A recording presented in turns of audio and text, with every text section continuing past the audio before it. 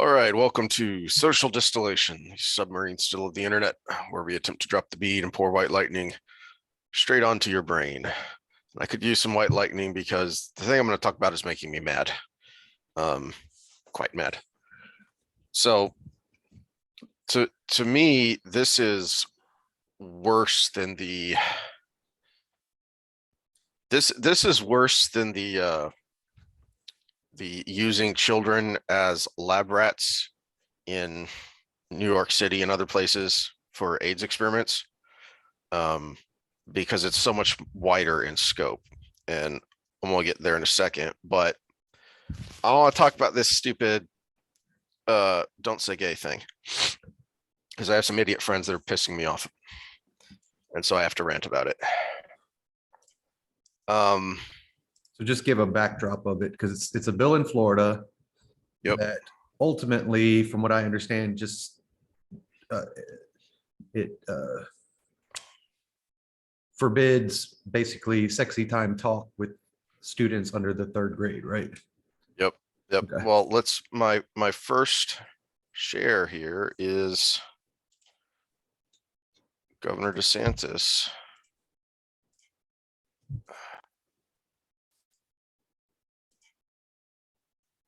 That reminds me of my rant, and I have to send myself something so I can. All right, so hard to hear, but it's got things. You can't hear it at all. Does it say that in the There bill? we go. Does it say that in the bill? I'm asking you to tell me what's in the bill, because you are pushing false narratives. It doesn't matter what critics say. Well, it says advance classroom instruction on sexual identity and gender orientation. For who? For grades pre-K through 3. So 5-year-olds, 6-year-olds, 7-year-olds. And the idea that you wouldn't be honest about that and tell people what it actually says, it's why people don't trust people like you. Because So, I mean, nail on the head there. And I was looking for another clip too that they mentioned in this Newsweek article, and I couldn't find it because everything has just gotten buried under people talking about the don't say gay crap. And so he had a similar like less than a week earlier, he had a similar interaction with a reporter that says that called it the don't say gay bill, and DeSantis said, you call it that. I haven't seen that in any of these bills. Where is this coming from? Does the truth matter or not? Is that in any of these bills? Yes or no? And when he pushes back on the reporters and pins them down on their narrative, as in that clip, he actually said, okay, well, yeah, this is what the bill does. The reporter actually admitted what the bill does, and the bill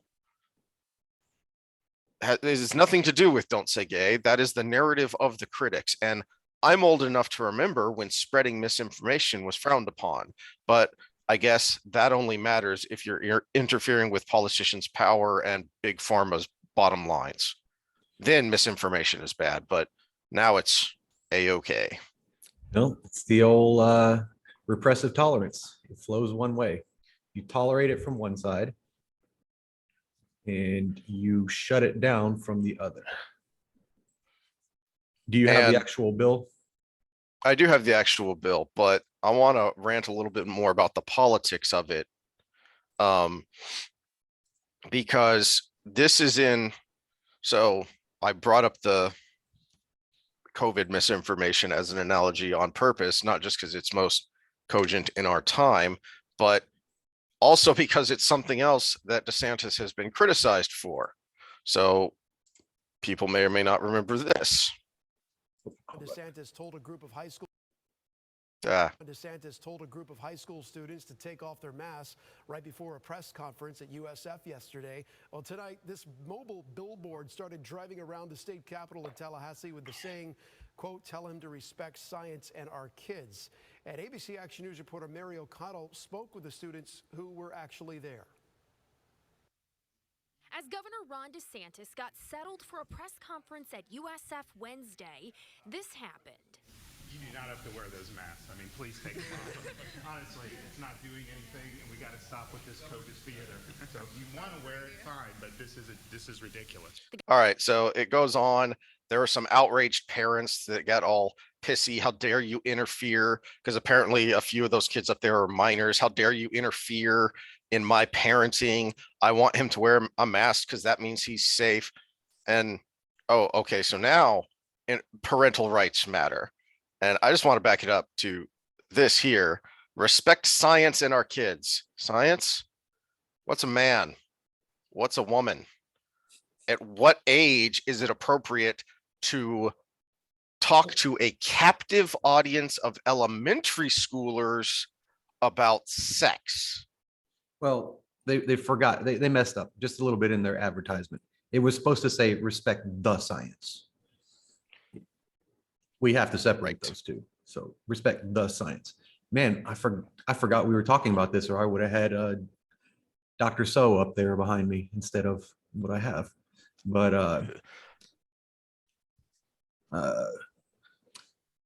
yeah, I don't know how best to go over this, because we've talked so much and we've beat the dead horse of, is this what it actually is versus the media representation of what it is. And you know, I'm as anti-censorship as anybody else, but also we have to understand, let's talk about science. We have to I got another book I could have put up there, developmental stages in a child, and when it's appropriate to say, not let them shower with you, or to talk to them about certain things, and when those steps happen, when you give the birds and the bees talk to begin with, whether it's heterosexual, homosexual, or something indifferent. When you even talk about not even the birds and the bees, but the changes in their body that are about to come up, which is what they do in the 5th grade. You're about to hit puberty. You're going to go through these changes. Don't worry, there's nothing wrong with you. You know, we're pretty open and honest in our household with our son. And I went through all the material and said, okay, this is pretty good. The one they do in Friendswood is pretty good. And I was like, okay, this is pretty good, but it's missing some things. So if you have any questions, I'm going to let you come to me with them. And just know I'm not going to laugh at you or anything like that. And that's kind of the developmental steps. Whereas this bill was made to prevent activist teachers from explicitly trying to normalize this. That's the term, that's their term, to normalize these fringe, I hate to use the word fringe, marginal ideologies that some people, when they become adults, end up trending towards. But at the same time, it's not teaching them to not judge those people. It's teaching them about that thing that is not, their brains aren't ready to handle. Right. Because I was about to ask that question, because I wanted to know, because we haven't talked about this, and that was the term I used when I got pissed off at some friends about it, is it is grooming. You have a captive audience of elementary schoolers. How in the world do you talk to them about sexual identities and preferences and these lifestyle things without talking about sex itself? And is it even remotely appropriate to talk about sex with elementary schoolers? How is that not grooming? And we've referenced this before, and I would recommend that if anyone wants to really, so I have to have a bit of a mea culpa here, because when Alex Jones got banned, I was fine, good riddance, because he's a dirtbag. And I felt the same way about Milo Yiannopoulos, because he's an annoying provocateur that does more harm to the conservative movement than well, good. and if you really listen to him, he's purposefully a provocateur. Alex Jones, I think, is just a little bit off his rocker, but Milo is purposefully I think Alex trying Jones to rile up the audience. Yes, I think Alex Jones started off as a con artist who has now bought into his own BS, but I digress. So Jordan Peterson's podcast, he did a long interview with Milo, where they get into a lot of psychoanalyzed this. him live on air, and it was awesome. Yes. And and Milo gets into, and of course he does it in kind of an obnoxious, self-promoting way, but in hindsight, he is right that what led to his downfall is because he talked about an open secret in the gay community you're not supposed to talk about, which is that most youngsters, most teenage boys, their first gay experience is with an Now, don't get older, us usually, banned now. Don't get us Yeah. banned now. usually an older middle-aged man. Mhm. That this is a well-known trope, as he calls it, in the gay community. He talked about that openly, and he had to be shut up Mhm. Well, more because specifically, there's a lot of threads in his story that people wanted to shut up because it happened in the Catholic Church, and he said he openly stated that he thinks he probably wouldn't be gay if that didn't happen to him. And so those are the two another big thing you're not things. supposed to talk about. Yeah, those are the two big things that have him on the shit list when it comes to censorship. And realistically, it's looking back and trying to retroactively analyze something, and he has no clue that that's true. We have no clue that that's true. We don't know if it's possible. You can't look back at something like that, and we're not going to randomize controlled trial something like that because that would be very unethical. As we talked about ethical medicine last time. So that's something we can't know. If somebody figures that out, I'm going to look in how they figured it out and probably go down your route of hanging and shooting them, right? Because child abuse is my trigger. That's where I will pull. And yeah. So we can't know that. He's got that opinion. And if we take it with a grain of salt that it's an opinion, why censor it? But back to our subject at hand, the Don't Say Gay bill is a media construct. What's actually in the bill. Now, I haven't read the whole thing. I'm going to put that caveat. I don't know if they put stuff in there like politicians tend to do with these bills that might be something I don't agree with, but the premise of it is something that I would agree with, because there is developmental ages with children when it comes to sexuality. And well, let's look at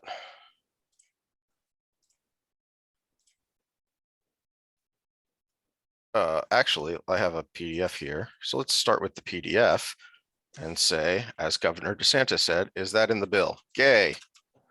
The word gay isn't even in the bill. what about homosexual? Let's use the technical term. Nope. I mean, what about trans?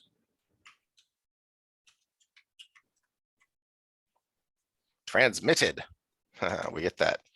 All right. It didn't shift when you did that, so we can't see your search. So, are you looking at the PDF right now? Yeah, I can see the PDF, but I can't see any movement with it. All right. Well, we get nothing. Well, here's the thing: if the visuals on our end don't, just download it and do exactly what we just did. Control F for those that don't normally search documents. An act relating to parental rights in education. That's the opening line. It's a short bill. It's only like 163 lines long. So there's not a lot going on here. And just the opening line of the bill, what is your problem with that? What is your objection to parental rights? And you better be darn careful, and you better have a real hard limiting principle, because once you open up that Pandora's box, then you get what we had not that long ago, which was people in positions of power talking seriously about taking children away if parents didn't give them the vaccine. The only problem with this bill is it doesn't go far enough, because I don't care what you think. I don't care what kind of Bible thumping theologian, young earth idiot you think I am. They're my kids, not yours. So screw off. Well, it is not the place of a teacher or a school to inject these kinds of things into a child. Inject, pun intended. Yes. No, this is where I'm going to push back a little bit. Is I'm a minimalist when it comes to these kind of things. We can always add amendments later if there's loopholes found. But you have to be a minimalist with this kind of stuff, because what power you give the government will be used eventually at some point for nefarious reasons. And we haven't seen the maybe unintended consequences of what could be in limiting what the teachers can and cannot teach. Mhm. So, so this may be something, developmentally sexual educational material that's inappropriate being banned. But at the same time, who's to say down the road, it's not, well, you have to teach XYZ religious kind of doctrine in your school because we gave some sliver of power in that bill that can be used by someone who gets in power later. So again, I like to be a minimalist on this, and this is where there's parental responsibility. Parental responsibility, look at what your kids are being taught. Look at what's being interjected into their school. It's all online now. They give you that Canvas or whatever system they're using. Go in there and look through their stuff. And that's, we're still here in the opening lines of the bill, and it starts off with directing school boards to adopt procedures that comport with certain provisions of law for notifying a student's parent of specified information, requiring such procedures to reinforce the fundamental right of parents to make decisions regarding the upbringing and control of their children in a specified manner, prohibiting the procedures from prohibiting a parent from accessing certain records. It is absurd that schools can block, filibuster, obfuscate so that parents don't know what is being taught to their children. Mm-hmm. And it's absurd that we have to have a law codifying a parent's rights to be a parent, and this is somehow controversial. Mm-hmm. I found one in my kids' stuff. I was going through, and it was real circumspect the way it was put in there. It was going through the different. Hey, hold that thought. Okay. Sam, pause a second and hold that thought. Your video's gotten real bad. Right, sorry for that hiccup. Heath said I was not coming through well. Is the audio good on your end? Just the video? Audio's good on my end. Yeah. Okay, but the recording's on my end, so hopefully that it all comes out all right. I'm currently uploading to Rumble at the same time we're recording, so that should be over soon, and hopefully that fixes everything. But I was saying I found something in my son's stuff, and it was one of his. Everybody talks about the social emotional learning now, and it's becoming kind of a controversial thing. She's the teacher, the teacher in charge of that, and it was under good resources for parents. And one of the things was a Facebook page that was I'm trying to remember the name. Should I name it? It's a public Facebook page. I think we can name it. Yeah. It was the something social worker.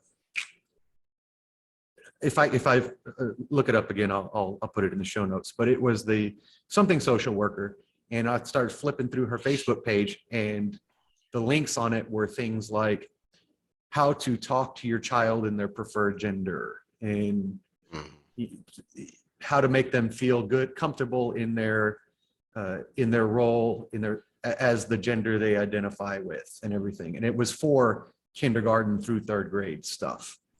And I was like, is this really something we should be having in our school? And of course, in the area we're in, it's not going to be very well tolerated because it is more conservative area. I'm not even conservative, and I thought it wasn't inappropriate. So there was a little bit of a talk there. But yeah, just search through this. Don't be lazy as a parent. That's step number one.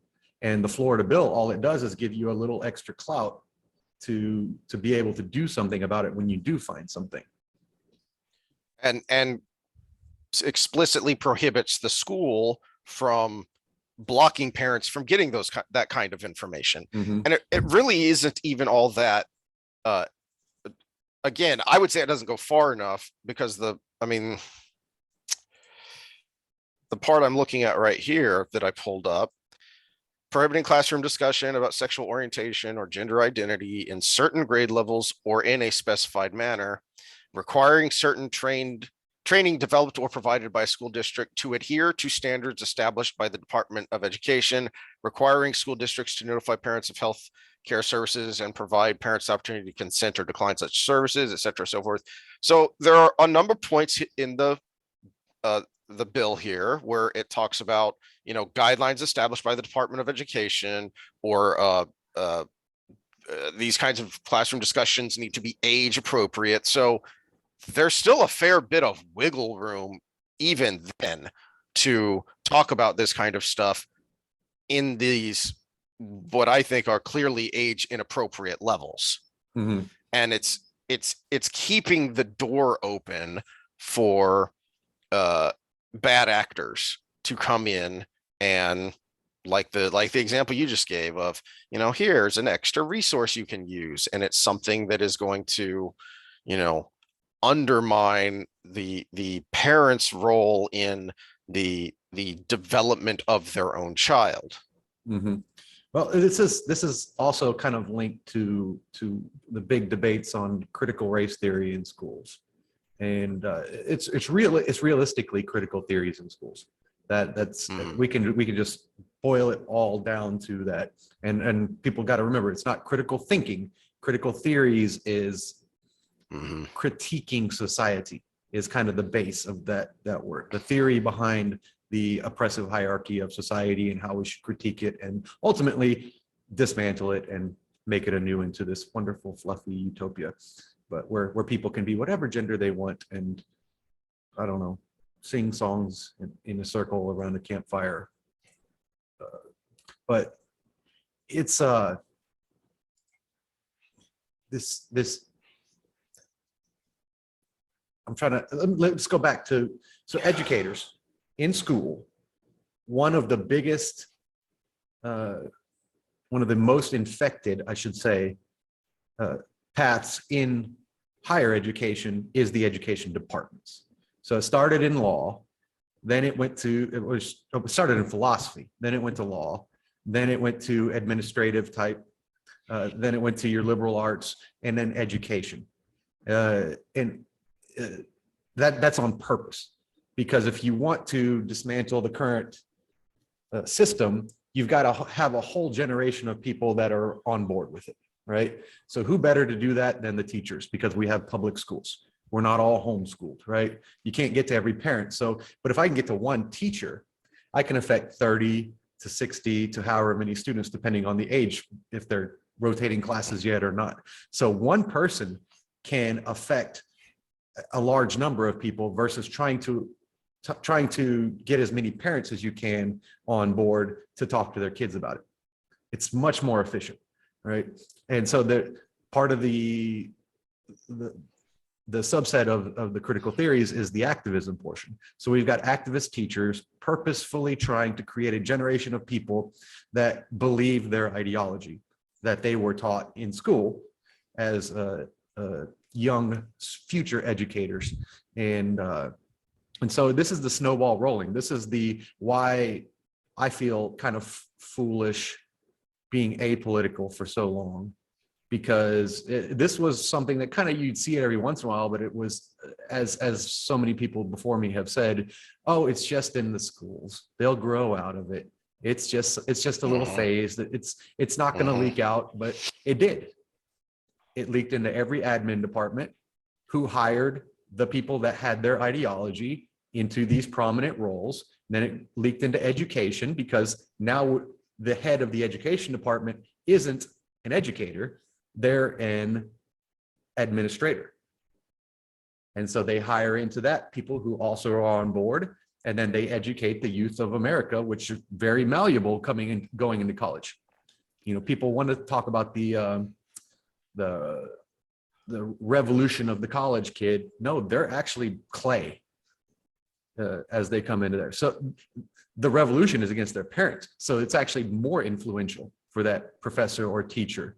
They're looking for that attention from the educator. So if this educator says XYZ philosophy and you adopt XYZ philosophy and you're rewarded for it, that becomes your identity. This is when identities are made. And if that's your identity, and part of that identity is to spread it to younger children, well, guess what? You're going to do it. And everybody says, oh, they're not going to have critical race theory at school. But then they have seminars with educators that say how to include critical race theory in your curriculum. Or they just Led change by the name. Kimberly Crenshaw. It's like, it's not Yeah. actually critical race theory, but it's the downstream products of it. Mhm. It's Yeah, the- it's they claim it's not there because they're not using the words critical race theory anymore. Mhm. It's being called something else. No, it's not the legal definition. It's not the legal school version of critical race theory. It's not the college version of it. They understand developmental ages. This whole talking about trans and homosexuality and pansexuality and 73 genders and stuff. It's not that they don't understand that kids aren't ready for it. They know they're not ready for it. That's why they don't teach them regular critical theories, because they're not ready for college material. But they are ready for look at yourself versus the person of color in the class and understand where you are relative to them, because they might have a little less money or what. They understand that stuff. They can kind of go down that rabbit hole, which leads you up to the end product, which is the college version, which you're going to be much more malleable to because you've been kind of taught incremental versions of it all your life. To that point, and we have been using the term grooming, and clearly that must be because you're a Bible thumping zealot who hates the gays, right? Is that no? Okay. We ain't just whistling Dixie here, folks. Now, granted, Town Hall is a conservative blog site. Okay. This article is full of links. You can follow the trail to where this gets gross and creepy. Activists hosting sex ed summer camp for children as young as 7 years old. To teach their children in 3rd to 5th grade, affirming non-binary, body positive, social emotional learning through play. Well, I agree you should learn through play, but you should not have those qualifiers with play. Put all the kids together and just let them play, and what kids do naturally would be to develop from it. The play is structured to push them in a particular direction. The events page included an FAQ with one question responding no when answering, will my child be told values-based rules? The answer goes on to read with original emphasis that this curriculum is based on the foundational principle that each individual comes to the content with an individual set of values. It is our job to ask questions and help students consider multiple perspectives. We are not to tell students anything unless it is scientific information. Really? What information like is that? You have, should we go back to kindergarten cop? Boys have a penis and girls have a vagina. Stop being transphobic, Sam. Will the kids be divided by gender when learning about puberty, body, sex? Answer, no. Gender is a spectrum and not a binary. Everyone needs to learn about their bodies so they can be supportive friends, partners, and parents if that happens in the future. The science. Mm-hmm. Okay. This is not an isolated incident. So this article on National Review is talking about the same thing, the same camp that's going on in Indiana, but then it also goes on to talk about another group that is similar in push and design, that is labeling people who are against this as a hate group. For example, Last summer, a Virginia summer camp partnered with Planned Parenthood South Atlantic to host Teen Connections for grades 6 to 12, with participating campers receiving a $100 Visa gift card and the special title of peer educator, Klein claimed. The website links to sex education videos produced by Amaze covering pornography, masturbation, sexual orientation, gender identity, STDs, and pregnancies. For younger children, there's Amaze Junior videos, many of which feature what parents might consider inappropriate content. Huh. I wonder what that inappropriate content is. Well, let's follow the link. Rub your belly button. Simon says, point at your nipples. Yes and no, John.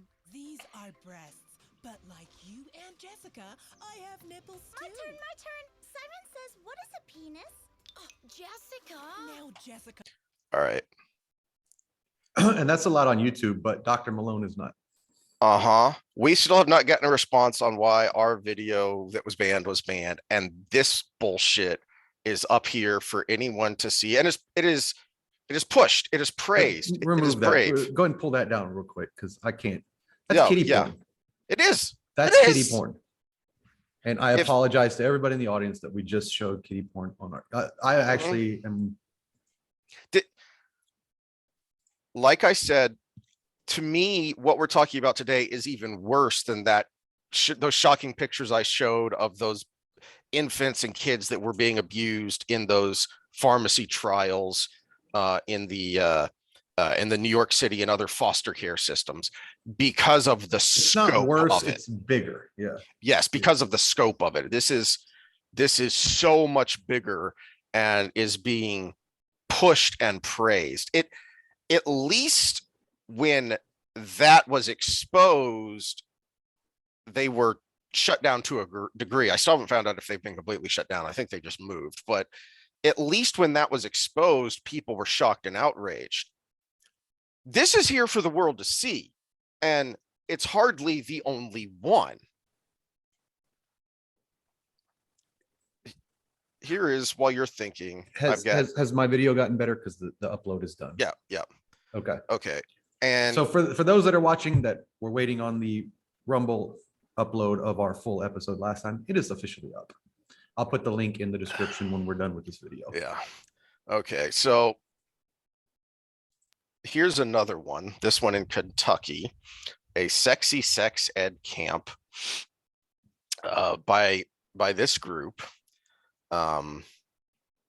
And here is one of the organizers talking about it. That's how we should, like get down with yourself, explore your own body. Masturbation is really healthy, and I recommend it to people of all ages. All ages. As soon as my nephews could talk, they were doing that. That's what they were doing. Kids touch themselves. Kids start to ask questions, and we teach them the language for their bodies, right? That's your nose, touch your nose, show Aunt T, you can touch your nose. But my sister's not saying that when they're tugging at their penis, right? But it feels good, right? We have to learn ways to talk to young people about this so that they know how to explore their body consensually so that it's not in public, right? We don't want people exploring their bodies in public. That's not consensual. But exploring your body at any age, grandmas, grandpas, all of us need to be exploring our body. Sexy sex. Okay, so if it's so natural, they're going to do it anyways. Why do you even need to talk to them about it? Mm-hmm. I mean, I remember Ben as a very young, very, very young child running around the house naked, and he'd jump on the couch and go, "Winky," pop, and smack himself.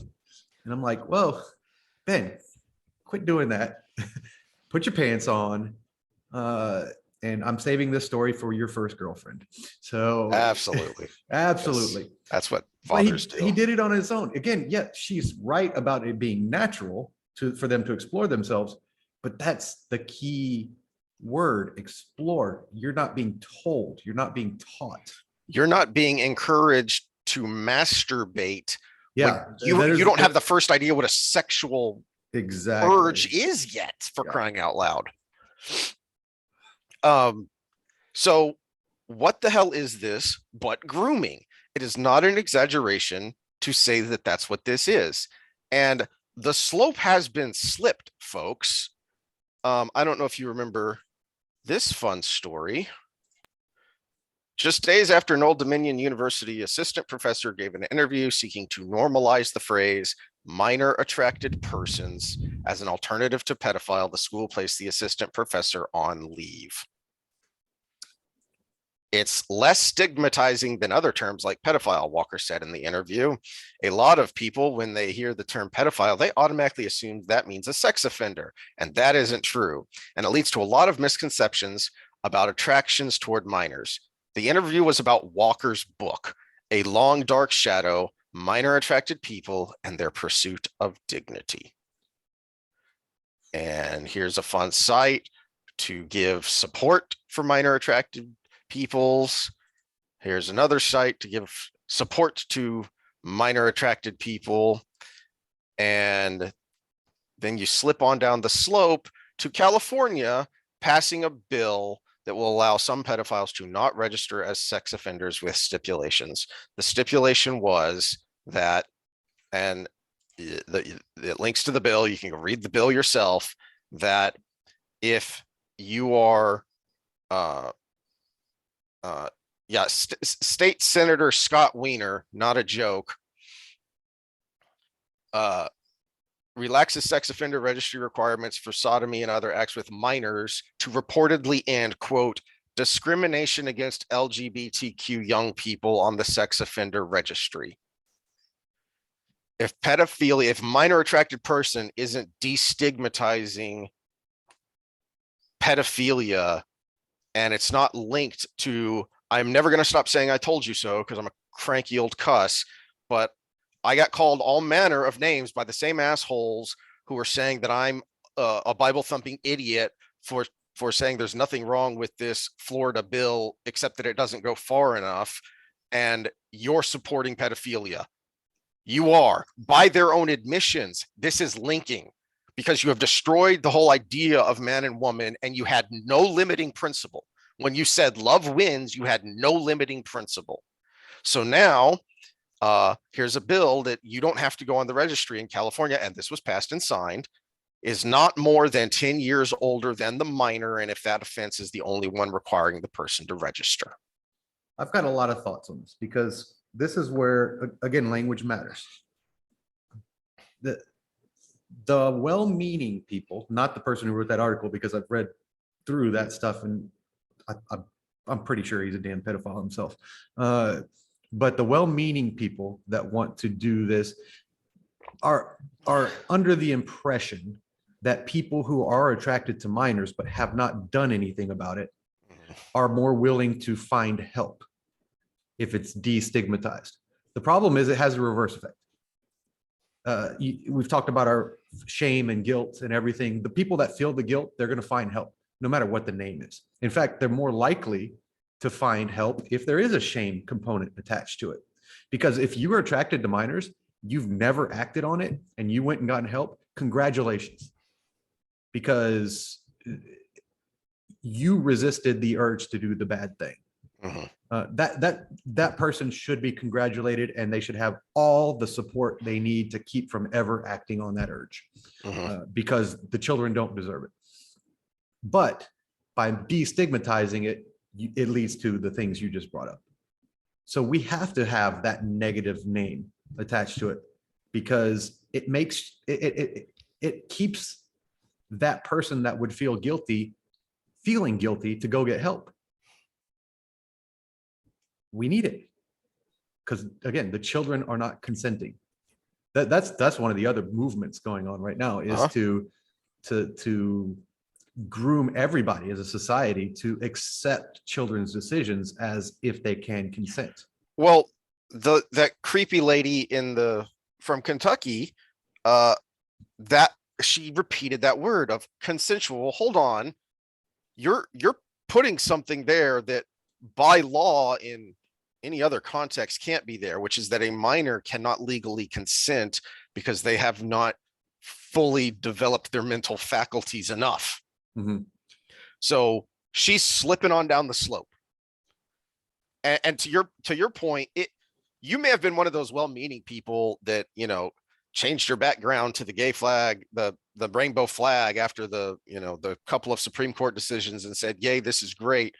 And, called me all manner of names. But I'm old enough to remember when the gay movement was all about just having the same visitation rights and and inheritance rights and all this other stuff as hetero couples have. Okay, then why wasn't that the case? Why wasn't that the push? Why wasn't that the law? Because the people who were the activists, that's not what they wanted. That's how you get BLM, which is supposed to be about Black Lives Matter, and yet in their own core, explanation of their core values, one of them is the destruction of the nuclear family. Well, and this is back to our dialogue in general. We needed that progress then. The problem is, give an inch, give a mile. And you've got one end of the aisle that's saying, if I give that inch, they're going to take a mile. And unfortunately, on the other end, you have the people that are going to take the mile. Well, and like I said, when I think we first had a big discussion over gay marriage, and how I'm still gonna die on that hill. But I did point out that a big reason it came down to that is because the right was way too slow to accept the idea, not just accept the idea, but then help propagate the idea of civil unions, because that was just starting to come around and become very widespread when all of a sudden that was no longer good enough and we had to completely redefine marriage. You go back and watch our old episodes if you want to hear me rant about that some more. But the point was, at that time when the idea of civil unions was first coming around, we had a population that was able to think critically enough that we could have had that discussion and we could have stopped there. I've got the solution. The solution is obvious. It's kind of where I'm trying to come from. And I think a lot of the intellectuals out there on the left are, Bill Maher is trying to do this right now. The solution is when you've had your victory, to say, stop. We won. Let's celebrate. Instead of, we had that one, let's push for some more. Let's push for some more. And to actually have, what's your breaking point, right? My breaking point goes to the kids. It's affecting the kids now, right? So I'm willing to say, stop right now. We can't go any further. With civil rights, the breaking point should have been everybody's equal now. Equal opportunity, I should say. We have equality now. This equity stuff, too far, because now you have to discriminate in the other direction. So it's the job of your side when you have a victory. Same thing with abortion on the right. Okay, we stop chopping babies' heads off on the way out of the womb. There's a victory. All right. Oh, no, we're gonna try to make it as difficult as possible. No. Now you've gone too far again. So it's, where's your stopping point? Now there's a range. Obviously, you and I aren't going to agree on the stopping point, but at the same time, it's up to you on your side to say, enough, adults are here. We can't keep going, because now that is the slippery slope we talked about. And not only can you not keep going because it's getting to be bad wrong, but you can't keep going because it's just going to strengthen the other side. Yeah. You don't like the other side, do you? You obviously don't, because you would be there if you did. So you're just going to strengthen the extreme of the other side. Exactly. The more extreme you get, the classic example in history is Nazis versus Soviets.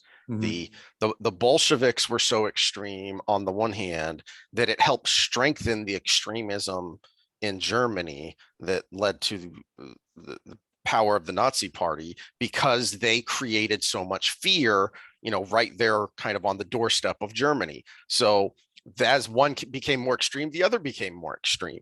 I'm going to keep this in the here and now too. Okay, Mar, lefties, everybody out there, you don't like Trump? You hate Trump? Guess how you got Trump? Cut your shit. That's how you got Trump. Cut your shit and you don't get a Trump. No, and to his credit, Mar has said some things recently, especially. He's very much taken up the banner of let's everybody get our sanity back. I still fault him because he never acknowledged his own culpability. So I don't know if you remember this clip from 2016 where he said jokingly, yeah, I know we called Romney a fascist. I know we said the same stuff about Romney, but we mean it this time. No, Well, hold Romney on. has proven to be a fascist here recently. Well, he's definitely a putz, that's for sure. But he was one of the most milquetoast moderate Republican candidates ever, and you called him the same names as almost as vigorously as you did Trump. That's how you lost all your credibility. Well, and he talks about embracing basically what Peter Boghossian would call the golden bridge. You know, if you were a Trumper, a MAGA guy, and you realize that maybe I shouldn't have gone that far, you know, extending the hand to come back, not being derogatory, not calling you deplorables or everything, but still in his stand-up, he also does still refer to the right as being not as intelligent as the left and everything. So he's got a lot of work to do himself. I do like the direction he's gone in, but he still is that stuck up liberal that thinks he is more intelligent than the average man. Otherwise he wouldn't be as successful as he is. But he thinks the left is that versus the right, when, you know, openness, which is tends to be a left-leaning personality trait, does lend to IQ, but there's a lot beyond IQ when it comes to smarts. Well, getting back off this tangent and back onto the last, I have two more links here about this, what I call, all right, you want to say don't say gay, I'm calling it the anti-grooming bill. And so my dumbass friends are going to say, oh, so you think, they aren't going to say, they did say, oh, so you think all teachers are pedophiles. Well, I didn't say that, dipshit, but they are 100 times more pedophilic than a priest. And here's the data. This is from finding new information was difficult. I went back to stuff that I knew existed previously. This is from a CBS News article, and I had completely forgotten about this. The preamble to this article. I don't know how much you remember of the JonBenet Ramsey case, because we were still in high school at the time, but it was all over the news because it was so sensational, in large part because she was so young. It was such a mystery. She was a pageant girl. So you had all these cutesy pictures of her that you could plaster all over while you talked about how she was missing. They did eventually charge someone with this murder. John Carr isn't a priest. He's a teacher. Most teachers are dedicated, hardworking people who wouldn't dream of hurting a child. The same is true of priests. If the suspect in the 1996 murder of JonBenet Ramsey was a priest, there would be a fresh outcry about a decades-long cover-up in the Catholic Church. Commentators from left and right would rightly unite in decrying the crisis and the entrenched complacency that led to it. Catholic pundits would take a special relish in pointing out that they agree the church had better get its act together.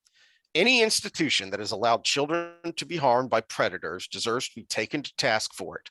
No institution should get a pass, and no profession should get a pass. Not preachers, not priests, not even teachers, especially not teachers. And yet, consider the statistics. In accordance with a requirement of President Bush's No Child Left Behind Act in 2002, the Department of Education carried out a study of sexual abuse in the school system. Hofstra University researcher Carol Shakeshaft looked into the problem, and the first thing that came to her mind when Education Week reported on the study were the daily headlines about the Catholic Church. You think the Catholic Church has a problem, she said. The physical sexual abuse of students in schools is likely more than 100 times the abuse by priests. So, in order to better protect children, did media outlets start hounding the worst menace of the school systems with headlines about nationwide teacher molestation cover-up, and by asking, are ed schools producing pedophiles? No, they didn't. The treatment was reserved for the Catholic Church, while the greater problem in the schools was ignored altogether. As the National Catholic Register's reporter Wayne Lageson points out, the federal report said that 422,000 California public school students would be victims before graduation. a number that dwarfed the state's entire Catholic school enrollment of 143,000. Yet during the first half of 2002, the 61 largest newspapers in California ran nearly 2,000 stories about sexual abuse in Catholic institutions, mostly concerning past allegations. During the same period, those newspapers ran 4 stories about the federal government's discovery of the much larger and ongoing abuse scandal in public schools. And here is that study.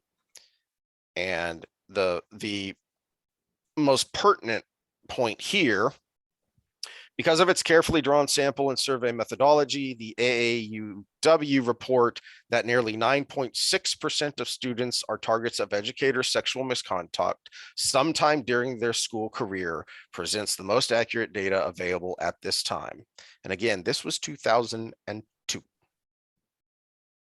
So, and they split it into contact and non-contact sexual misconduct, the total being almost 1 in 10 students would be the victim of some sort of teacher sexual misconduct before they graduated. There was recently a Golden Globe, and I think it may have won the Oscar, movie about it, about the Boston Globe reporting that, you know, broke the Catholic scandal wide open. Crickets when it comes to teacher sexual misconduct. So put it all together. This is an anti-grooming bill that is needed because 1 in 10 students are going to suffer from sexual misconduct of a teacher. So you're damn right I'm going to support the anti-grooming bill. And you're damn right that I'm going to say its only problem is it doesn't go far enough. My concern is, what is your problem? What is your justification for opposing something like this? Except to do it reflexively. So let's go to the social justice crowd. What is one of the actual good things that came out of the racial social justice movements? Body cams, right?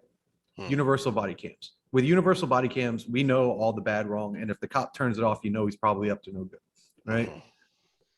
We have the technology. I have a camera right behind me plugged into the wall that looks like a USB port. So I'm never alone in this room with anybody. Why can't we have a camera in every classroom? In everywhere that this kind of stuff could happen. Every theater room, every classroom, everywhere but the bathrooms.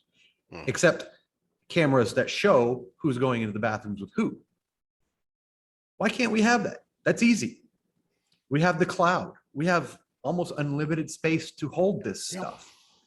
This is something where we don't have to have a law, except for the fact that this is an open space where bad things can happen. It's under surveillance. That's fine. It's for the protection of the kids. I'm cool with that. It's not putting a limit on anybody. It's just having transparency. The one thing I've been begging for through all of the processes we talked about since we started this podcast, it is transparency. It allows the parent to be there if they so choose. Transparency and the protection of a minor. We're not talking about the ludicrous amount of CCTV they have in Europe, or the even more ludicrous amount they have in China, so that they can literally monitor, you know, your every waking hour that you're outside of your house. We're not talking about that. We're talking about something specific here, which it's a government facility. It's a school, and private schools shouldn't be forced to do it, but they should also take note. Be a heck of a selling point. It would be a hell of a selling point. Yeah.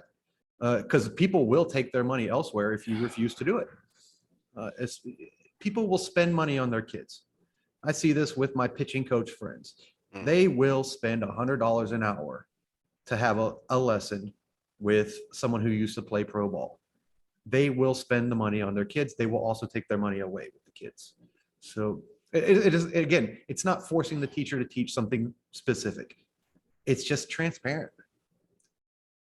If a parent has a problem with how the biology teacher is teaching mitosis, well, the teacher should probably win that argument, right? Unless they're actually really, really, really wrong. But if the teacher's touching a child or teaching them about their sexuality when they're, 7 years old, now we can see, right? So I don't know. Just as universal body cams helped the justice game, I think universal school cams could help with that. Mhm. And it's not that expensive. It's something I would pay for as a taxpayer. With how much we already pay for education, the idea I've ranted before, the idea that we don't spend enough on education in the United States is absurd. It's the number one budgetary item for municipalities and states. Well, so I ran a Federal gym. government spends a ton too. I told you about the camera back here. I ran a gym for a while that was bigger than just this studio here. And there was a moment where I had a client telling me, basically making a formal complaint in person about the coaches that I had working for me. And turns out she was a nut job, this client. And one of the coaches was there. So she, as soon as that other person was visible, she changed her story. And I started seeing her change her story over and over and over again. And after that, I installed cameras in the freaking gym, because it would have sure been nice to say, well, let's consult the video. Mhm. Because she was talking about, one of my coaches throwing weights at her and all kinds of other stuff. And I'm just like, I'm pretty sure Nate didn't do that. He's like the most passive dude. He's like a hippie. He's the most passive. He would try to change his walking path to not step on an ant, I don't think he threw a weight at you, So I got kind of stuck in the middle of customer service versus defending my coaches. It sure would have been nice to be like, well, let's look at the video. Let's see what happened. So I installed one in one corner, one in the other, so you could see the whole gym from every angle. It was $150 to do that. And with the cloud, we had unlimited video. So it's something, I think it's an easy fix. This is an easy fix. It sucks that it's happening, but it's an easy fix. Is that all you're ranting on that? Because I have a related rant. Yeah. With the that's all I have gays. on that. Okay, so I'm going to pause us and then I'll come back. Let me cool down before I have my own rant. Good idea. Okay, so I got something I kind of want to get on. It's also related to Florida and a gay couple. Now, most people that are watching us are probably familiar with Dave Rubin, right? Yeah, we've mentioned him several times. Well, he's a commentator. I don't watch him as much as I used to because he's actually gone a little bit too far right for me. But they made this announcement yesterday. Baby 1 and baby 2, 2 different dates. So first of all, the people in the audience that said, congratulations on twins. You don't have twins 2 months apart. Yeah. So obviously from this picture, he donated a sperm. His husband donated a sperm to 2 different surrogates, and they have 2 babies coming. So it worked. Yay, congratulations, because they tried just his husband before. They tried to have a surrogate and it didn't work out. She miscarried. So my first thought was congratulations. And I made the mistake of clicking on the comments, the Twitter thread. And I have to say, I'm disappointed in a lot of freaking people. And first of all, the people that kept commenting twins, read the dates. Come on. Unless they're planning on having one of them premature.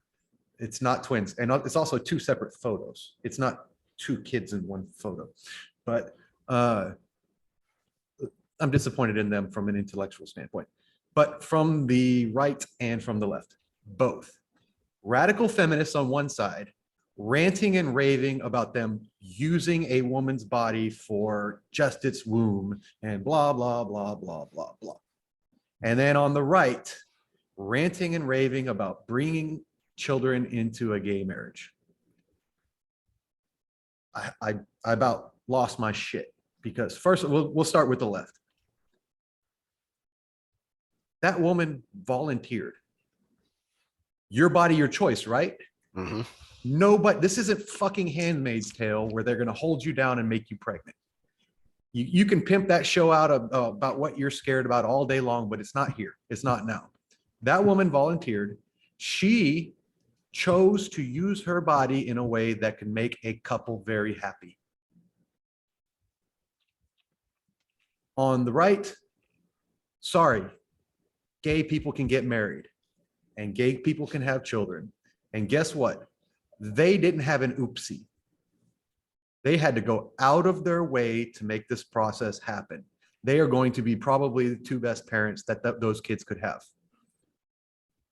That's all I have to say about that. Oh, no, because there's a third one. The people that's, you're going to deny a child her mother because she was just a surrogate. No one ever said that. Surrogates sometimes have a role in their children's lives. That's not a guarantee. And if it happens, it's her choice, not theirs. So nobody is making anybody do anything. All adults in this process making adult decisions. And I hope they come to term, and I hope that they are great parents in the process. And guess what? The kids aren't going to be guaranteed to be gay. Most children of gay parents still grow up straight because most people are straight. Because, there's a genetic component. Guys look at girls and say, ooh, I get a little hot and bothered. And girls look at guys and think the same thing. And every once in a while, sometimes a guy looks at a guy and says, I get hot and bothered. It's rare. It happens. That happened to them. And they're a couple and they're doing the right thing. Congratulations should have been the only post. Sorry. That was my beef.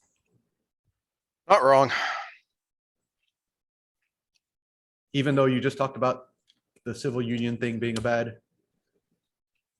Well, no, it should be not marriage, but some sort of civil union. And yeah, you can, and Peterson has talked about this too, is look, it's probably that a man and a woman, husband and wife, mother and father is the most ideal, but we don't have enough data yet to say one way or another how same-sex parents compare to hetero parents. There's not enough data. He says, it's probable that that's going to be better. There's a logic to it because you have the masculine and the feminine. But you can have a masculine and feminine male too. And from what I understand, Dave seems to be the masculine one, and his husband's Dave too. Dave, the other Dave tends to be the feminine one. But I could be wrong. Don't come after me if I'm wrong. Yeah, but at the least, you at least have a partner, because raising kids is really freaking hard. Mm-hmm. And trying to juggle life and child when it's just you is one of the things that makes single parenthood so hard. And one of the reasons, besides the lack of, because it's usually a single mother, besides the lack of that masculine role model, the other reason you tend to have negative outcomes with single parent children is simply the lack of attention, because there are only so many hours in the day, and you've this is where I know Peterson would agree, because he's actually stated this talking about television, watching television as children. And he said it's worse than engaged parents. But if you're the kid stuck in your pack and play and all you have is the TV, well, it's not nothing. Mm-hmm. So it's best to have parental engagement, but the TV is still developmentally positive if you don't have that other part. So just to your statement, yeah, maybe it is absolutely best to have an actual male and a female, but you can still get some sort of that result from the other relationship. I think it's actually, if I would love to pick so for those of us out there that we want, please subscribe, spread us around, because I don't want to get big enough to make money. I want to get big enough to be able to talk to these people. Yeah. I want to be able to be big enough to say, hey, Z-Dog, when you use this ad hominem argument about, Dr. Campbell, you didn't really argue his point. I want to be able to hold somebody to that. With Peterson, I want to be able to say something in realm to what we're talking about. Hey, do you think it's male, female versus a blending of the big 5 personality traits, which typically go along gender lines, where the child is exposed to someone who may be more conscientious and more extroverted, and then also have exposure to that person who's more agreeable and more open, which typically is female. So is it actual male female when it comes to development, or is it a blending of all the personality traits that they're able to adapt their own personality from? And so that's questions like that. Those are the things I would love to ask. Yeah. Yeah. And for the dumbs, look, you can think that a homosexual relationship isn't ideal, but if that is somebody's adult choice, we should, praise the fact that you are in a committed relationship and you are now turning that commitment towards raising the next generation and doing it together. Well, because... and not only that, there is a point where interjecting advice comes in. And so we'll go back to Rubin. He's really good friends with Peterson, right? So Peterson having that rapport with him is the kind of person that could say, hey, y'all are doing this. Congratulations. Awesome. Here's some considerations for you since we do have a male-male relationship. Yeah. And that's perfectly acceptable. That's not trying to, I hate when people are like, don't tell me how to raise my kids. I'm like, damn, you did a good job with your kids. I'm having this trouble with mine. Help me out here. I know my weakness as a dad. I'm so anti-authoritarian. I don't make him do anything because I don't want anybody to make me do anything. And I see that blending over and I'm like, shit, I should have had him help me with that fence, or I should have made him do this. And I tend to err on the other side. So I know that's my weakness. And it really helped when someone kind of pointed that out to me. So it's, everybody thinks sacred. Oh, I know how to raise my kid. It's just like my 4,000% less effective in a fight thing. Everybody thinks they know how to be a parent when they get there. I didn't have good parental role models. So I needed to ask people stuff. Yeah. And there's a big damn difference, tying back to where we started here, between a parent seeking or receiving advice and somebody interjecting themselves in the raising of that child because they know better. Right. So this is a big damn difference. Well, shoot, listen, we're not going to get into Wheel of Time today.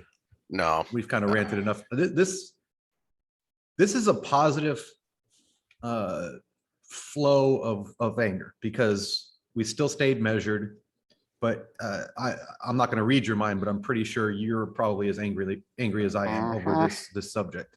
And we started with the misinterpretation of the bill, but it's what's underlying there. And this is where I have to have measured anger because, again, I don't want bills that allow for power to be used later by whatever side. Especially the conservative side, because it is those measured powers that are going to interject other things. But at the same time, it's the kids. They're not consensual in any way, shape, or form. I've said before, anything between the sheets is 100% cool by me as long as it's consensual. And where that comes with the kids is they cannot be consensual. Right. So I don't know. This has been a tough one for me. I have to say, but I think we stayed under control. Barely. I just about lost it a few times. I kind of wanted to lose it some more. It's a good thing I spent time on this so that I had time to get all my links together, read through everything, think it through, let the anger bubble over and then settle so that now I can talk about it a little more calmly, at least. Let me think. I kind of wish you would have given me more info on this, on what you wanted to talk about. I know you said it, and I planned on reading the bill, but so good sources for developmental age. Obviously, I'll always go back to Sapolsky because he does go through exactly the framework of how the brain develops over time. But if you don't like the actual technical textbook biology, let me think. Who do I have on my shelf that's good on this? Pia Melody. Pia Melody's good.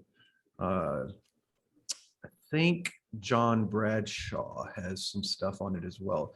I've read his stuff on adults, but I think he also has developmental.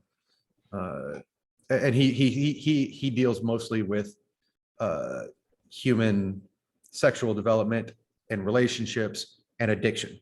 Those are his three things, and I kind of think they're kind of connected. But those are the two I can think of off the top of my head. So if anybody's looking for resources, those are good ones. Anything else you want to add? I wanted to do some fitness stuff. That's why I have this one up here, but we've gone like, oh, how long have we been going?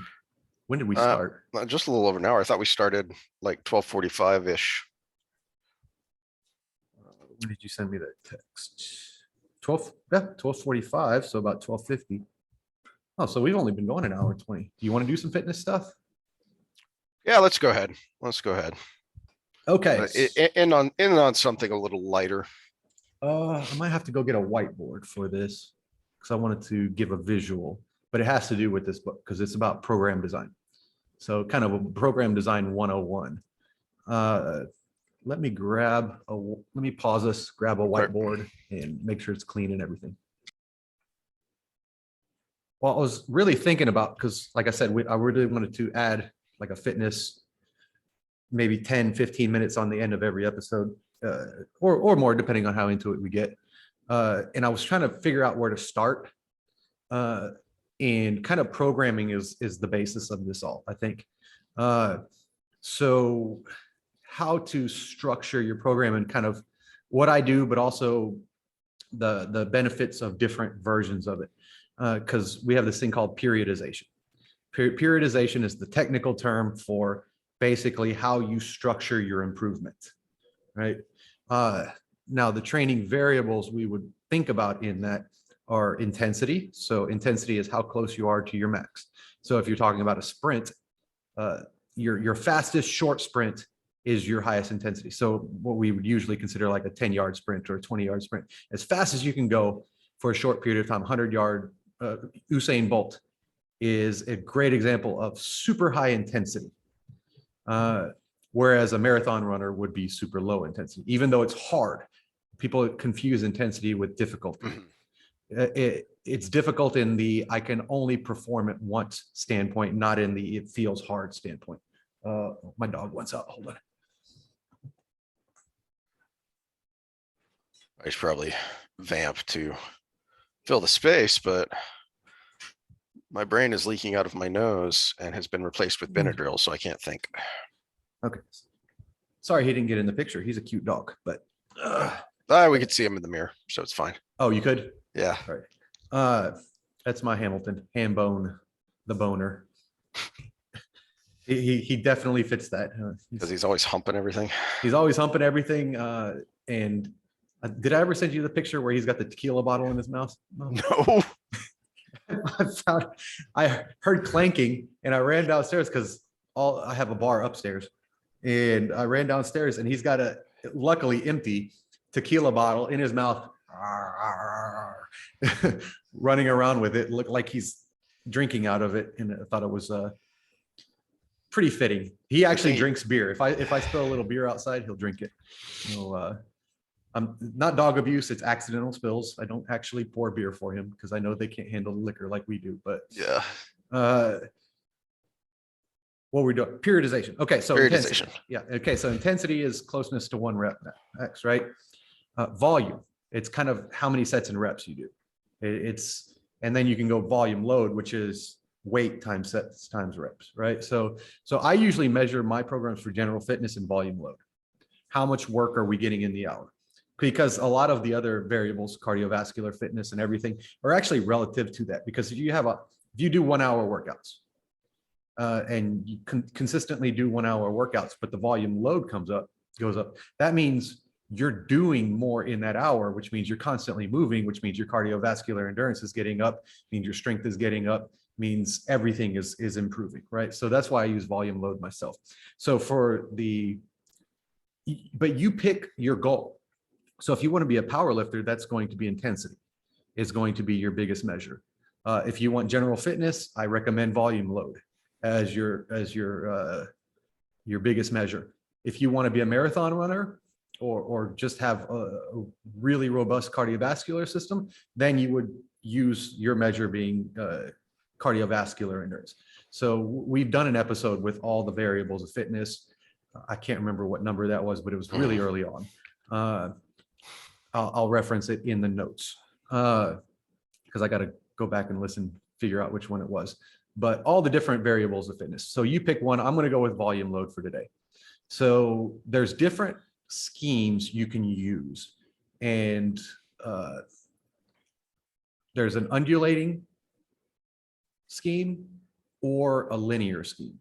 And so I've got a graph here. So my x-axis is going to be time. So training time, right? So whether it's years or weeks or whatever, and in today's, it's going to be weeks. And my y-axis is going to be the volume load. Okay. So what people think of when they hear linear, they think it's going to be something like this. That can never happen. If you go for this, you're going to hurt yourself, or you're going to fizzle out, or you're going to probably, if you don't hurt yourself, end up with something like that. Yeah. Where you plateau really quickly. Okay, so that's where schemes come in. And we're going to start with what a true linear model is. And let's see, what color do you want? Orange, green, or red? Let's go with green. Okay, green. So this was what the true, well, this is what people think of a linear model that actually understand a little training and have followed a couple power lifters. They think it looks like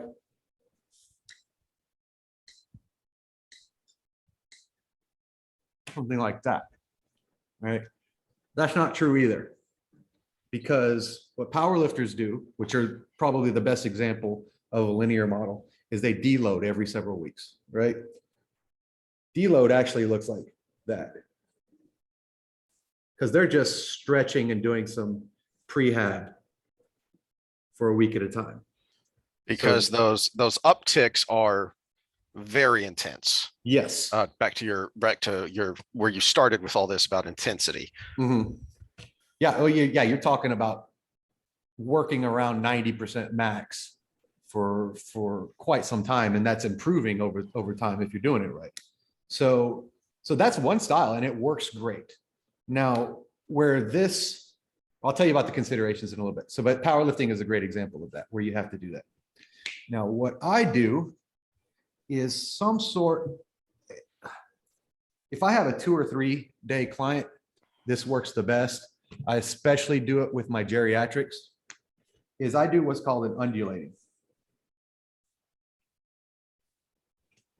Looks something like that, a little more straight, but so you got your trend line that goes through, but week to week, you have these peaks and valleys. And so again, we're talking volume load, right? So 1 week I have say 3 sets of 10 RDLs. The next week I'll have 4 sets of 10, and then it'll be 3 sets of 8, and then 4 sets of 8 as I'm improving my load across the way. So you have this effect. And this is, for me, what I consider the best way to have continuous training where you don't take breaks, which those of us who want a body comp improvement or something, you don't have that week of not doing a whole lot in there. Now, another little trick to this that I found is if you adjust your training variety, you can have something like this, where red is my leg exercises and green is my upper body exercises. So I can have intensity and volume load across the board, but I'm spreading it out, and I never have to stop training hard, right? Now, this doesn't work as well for something like powerlifting, because a squat and a deadlift both load your back quite a bit. So you have to have that deload week. That's one of the main reasons for having the deload week. It's not just your nervous system, but it's your back. So when I mix and match things, I'll do, say we're on a total body split. So you got RDLs, like we said earlier, as your main exercise one day, 3 sets, 4 sets, 3 sets, 4 sets, 3 sets, 4 sets till I'm done with the training cycle, versus bench press is mixed with, it's a good mix with the RDLs, because they don't contradict each other at all. So then that could be 4 sets, 3 sets, 4 sets, 3 sets, 4 sets, 3 sets. And so you're pushing one and kind of pulling back on the other. And then the next week you're pushing the other and pulling back on the first one. And you can go back and forth, and you can train at a high intensity and have the same volume load without overloading your body through the whole, and keep steady improvement. So that's kind of a little hack that I kind of did with my own system. Two points from my end real quick. First of all, anyone who's ever had to go through physical therapy is a very, very good basic illustration of what you're talking about, because that's how they start off. So the physical therapy I've done, they usually start you off with like 2 sets of 10 of a simple exercise, and you do that until that movement starts to look good, and now you're going to up it. So now we're going to do 2 sets of 15. Now that starts to look good. Now we're going to do 3 sets of 10, and then we usually end at 3 sets of 15, which is more taxing. So you're working your way up that way. But it can't be completely linear, or, well, with an injury, coming back from injury, it kind of can, because the tissue is as robust as it was before. It's just the actual injury that you're coming back from, and you're just playing it safe. But when you talk about long-term development, it's really hard to get it just a nice, clean, straight line. But that's part of why they go back and forth with the sets and reps. But anyway, but my other point was something I've heard you rant about before, that I think would be a good thing to interject here is talk about how what you're saying is different from everybody's favorite fitness buzzword when it comes to programming, muscle confusion. Well, because you still have a progressive model. There is no confusion. You're still repeating motions, right? So I'm not going to say, do RDLs one week, and then the next week to say, to confuse my muscles, make that lead lift a glute ham raise. It's still a linear progression, so to speak, so RDLs 4 sets of 10. Next week, 3 sets of 10, same movement, but with 5 pounds more on the bar. The next week, 4 sets of 10, repeat those 5 pounds more, but now I did that extra set. And then go on, versus I'm going to do RDLs this week. I'm going to do single leg curls the next week. I'm going to do glute ham machine the next week. I'm going to do good mornings the next week. Just throwing different exercises at the same muscle groups. Now, muscle confusion is not the key to adaptation, like P90X says. Adaptation is actually repetitive motion and constant progressive overload. Now, I do use variety. That might be a whole nother talk, because variety allows me to have more volume. But when we do the programming, we still want to see improvement within the movement. Hey, that rhymes. Improvement within the movement versus just throwing similar movements at somebody to see if they're going to get a positive adaptation to it. In the beginning, that kind of works. That's why P90X is so popular, because you get some really short-term results, but everything works in the beginning. Everybody's a good trainer for 4 to 6 weeks, unless you overtrain somebody. But that's the boot camp model. This is my big problem with boot camps, is they're actually modeled to get very quick, short-term improvements that will never be sustainable if you continue. So you go for your 8-week boot camp, you lose 12 pounds, you're able to jog around the block for the first time in 10 years, all these different things. And then you stop because it's a temporary program. Right. So and then you sit on the couch. Now what? Yeah. And then you sit on the couch for another 8 weeks, and you gain 14 pounds back instead of the 12, and you get out of shape again, and you're out of breath walking up the stairs.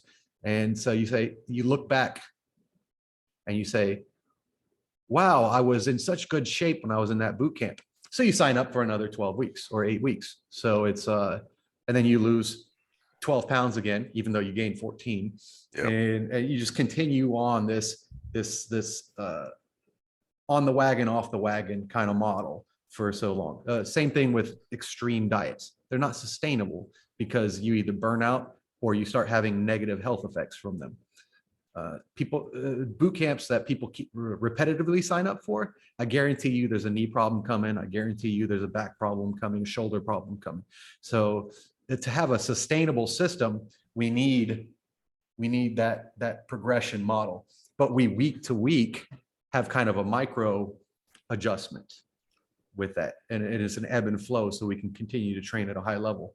And then mixing and matching kind of helps with that. Now it gets harder the more days a week you train, because obviously you can only hit your stuff. Like if you're training 6 days a week, you probably don't want to do a total body split every day. You probably want to break that up. Even 4 days is hard to do a total body. I have total body splits for 4 days, but it's really difficult for beginners. So you probably want to go to like an upper body, lower body kind of thing. But even still, you can break up your movements. If my 2 main movements in my lower body day are squats and give me a hinge movement, hip thrusts, right? So that's my lower body day. Squat, hip thrust, the main movements, and then a little leg circuit to finish it off. Great workout program right there. Anybody can just Venmo me $80 for that. But squats, so I can do 4 sets of, we'll stick with the DeLorme model, 4 sets of 10, squats, 3 sets of 10, hip thrusts, and then my leg circuit. Next week, 3 sets of 10 squats with a little bit more weight, 4 sets of 10 hip thrusts with the same weight I did the week before, but I get a whole extra set. And then leg circuit depends on how you feel after those 2 main exercises. So you can play with those 2 things and just kind of wave your way up, and you're still getting the same training volume every day, which is improving because you're adding a little bit to the bar on those days you drop your sets. So that slight improvement keeps happening, but you don't basically get yourself into that plateau or injury range. Well, I think that's a good base explainer. And I think we've got our topic for next time too, of variety. And let's dive a little deeper into the buzzword of muscle confusion and where I think that came from and how to do it right, so to speak. Yeah, this is just like our political discussions. This is where I fight with both sides. Yeah. Your 5-3-1 purists, your Jim Wendlers and of the world and stuff will fight with me on you don't need as much variety, and your CrossFitters and P90Xers will be like, no, muscle confusion. It's like, no, variety has a purpose, and I use it for a specific thing. So there's your tease for next time's fitness talk. Sexy time with Sam talk. All right. See y'all next time. All right. Let's be a healthier nation, guys.